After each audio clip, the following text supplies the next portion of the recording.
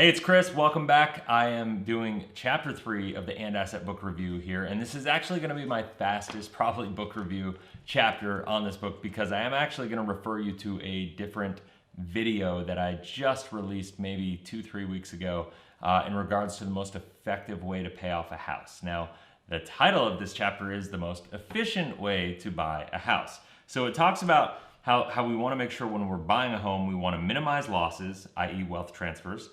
We want to maximize future growth and minimize opportunity costs, right? And we want to have the most security possible, i.e. we want to control our money.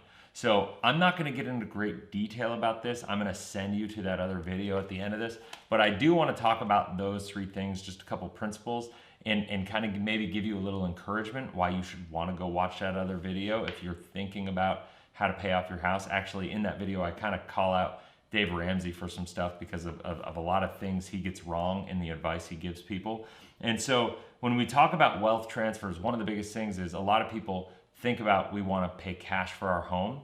And the idea of paying cash is the concept that, you know, if we pay cash, we're going to minimize the wealth transfer of interest expense to our bank, right? But the reality is when you pay cash, not only do you lose that money, but you lose the opportunity for that money to earn money for you. And I give a great example for this in the video that I'm gonna suggest that you go watch.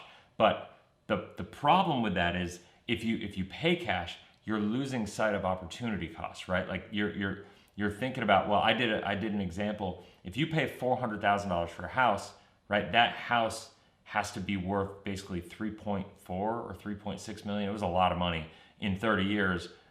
For you to be able to break even, because you could put that 400,000 in a 6% account, or maybe 8% account is what I did. I can't remember the numbers. You have to go watch a video.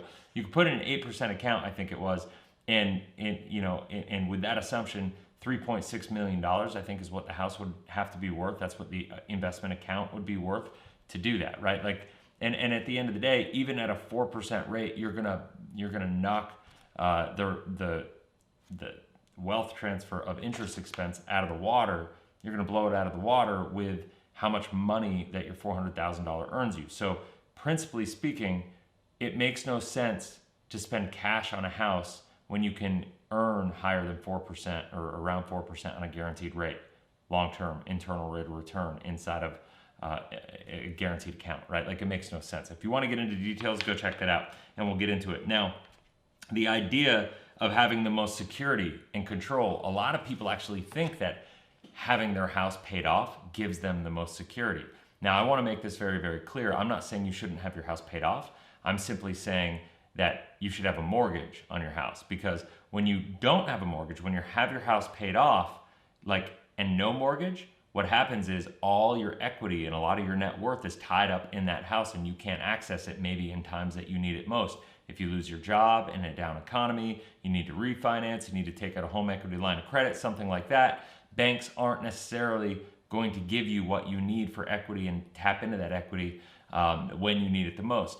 Now, if you have a full mortgage on your house, right, and then you have enough money in a guaranteed account that is there that you could literally just write a check and pay off your mortgage, to me, that's debt-free. And if you're paying, say, 3.5% on your mortgage and earning 4% in a guaranteed account, that's called efficiency. That's what this chapter is all about, right?